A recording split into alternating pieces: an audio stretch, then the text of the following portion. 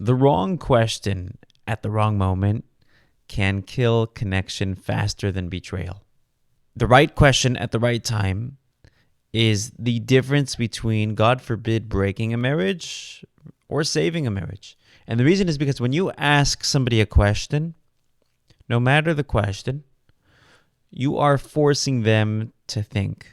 So if I knew you were going through a rough day, for whatever reason I had that knowledge, and I said, so how was your day?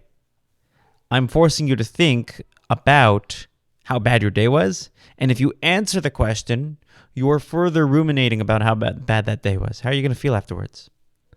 But if I knew you were going through a rough day, and I said, listen, as difficult as your day was, as frustrating as it was, what did you like most about it?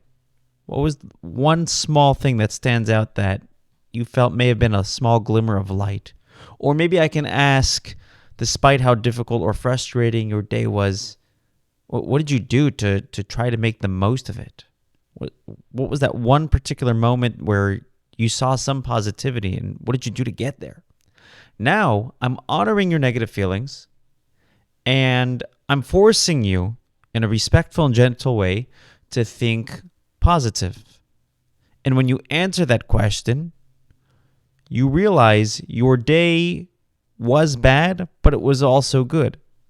And now you have a choice of which version of your day you want to re-experience, you want to relive, you want to identify with. That's the power of a question. And it's the same when it comes to marriage counseling. It's the same when it comes to couples. When a couple walks in and I say, so, what brings you guys here?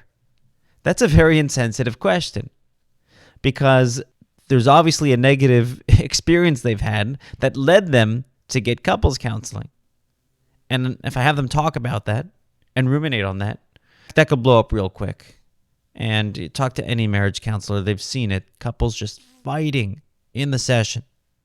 A more sensitive question is, and this is how I start my sessions, by the way, is, so how did you guys meet?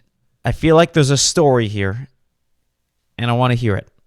And then there's like this smile on their face. These two frustrated people have this little smile because they start to remember that there was a reason why they liked each other.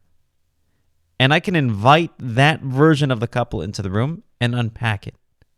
When they tell me the story of how they met, I can ask further questions like, what did you like most about your spouse? How did you know this was the one? How did you know he or she liked you? When was the first moment you thought, we're going to get married, this is going to happen? I'm inviting positivity into the room. And now I can empower them to look for more of that positivity. If that beautiful quality you saw in your marriage somehow showed up tomorrow, how would you notice it? How would you look for it? How would your spouse notice that you noticed it? How do you think your spouse would notice that positive quality? Asking these types of questions are revelatory because they actually bring the couple together. They may not pique my curiosity in terms of assessing what the issue is, but it does empower the couple to look for the good in their relationship so they can replicate that and do more of it. This is the power of a question. The right question at the right time, in the right way, can literally be life-changing. And if you're not in a couples therapy session with me, and I'm not going to have the opportunity to ask you these questions, but you happen to be watching this video, you can actually ask yourself these questions. Ask yourself, what do you like most about your spouse? And why? Why did you marry your spouse? And if you were to look for that quality, what's the first thing you would notice that would tell you that maybe on some level it's still there? And you can even ask yourself, what does your spouse like most about you? And if tomorrow morning that quality showed up, how would your spouse notice it? Asking these questions can literally be life-changing because they invite incredible and respectful positivity into our lives, which creates a platform for meaningful change. That's my story and I'm sticking to it.